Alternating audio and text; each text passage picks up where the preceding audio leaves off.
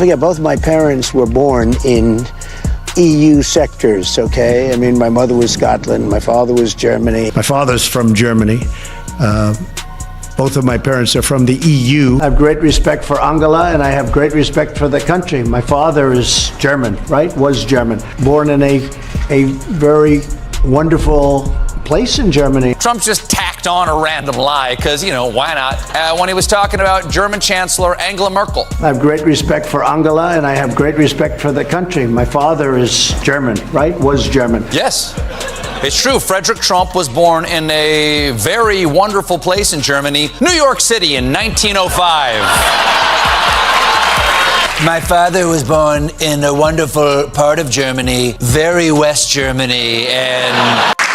So, Dermot, what first brought you into show business? Well, John, it's an interesting question. We haven't got all night, of course, but I don't know how this happened during the break, but this guy's very, very convincing. I'm still here with the brilliant John Cleese and Charlize Theron.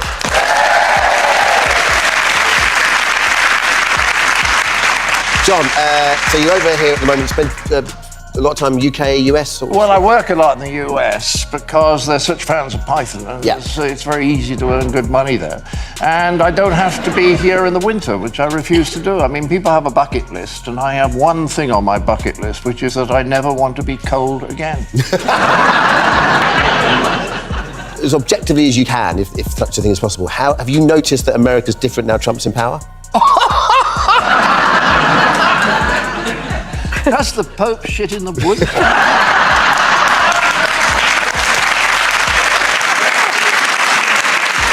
what way, though? Like, we see it obviously here from the news. It's completely mad. What, on the ground there, do you feel it? People don't want to admit how mad it is. But Eric and I were on tour, and we went on stage the night after the election.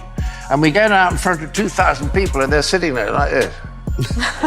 They cannot believe what's happened. And we said it's our duty to cheer you up tonight. They all roared and clapped, but it's completely mad. I mean, the guy says, 3 days ago?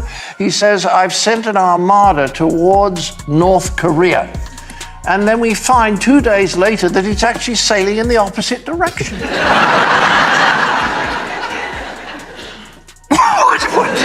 And I think that's what people say, except that the Trump supporters are still at about 38, 39%. They still think he's great. Yeah. But these are the stupidest people you've ever met. The one I thought was just wonderful. There was a woman on supporting him, and somebody said, what do you feel about that time when he was recorded on the bus saying, if you'll forgive me saying so, that if you're a celebrity, women expect you to grab them or grab their pussy? Yeah. And she said he would never have said that if he'd known he was being recorded. Donald Trump once claimed, "Don't forget, both of my parents were born in EU countries. My mother was from Scotland, and my father was from Germany." He continued by saying he had tremendous respect for Angela Merkel and for Germany itself, insisting that his father was German and had been born in what he described as a wonderful place in Germany. The statement immediately raised eyebrows because it appeared to add yet another questionable claim to his long list of public remarks. While speaking about Angela Merkel, Trump repeated that he respected both her and Germany before once again declaring that his father was German.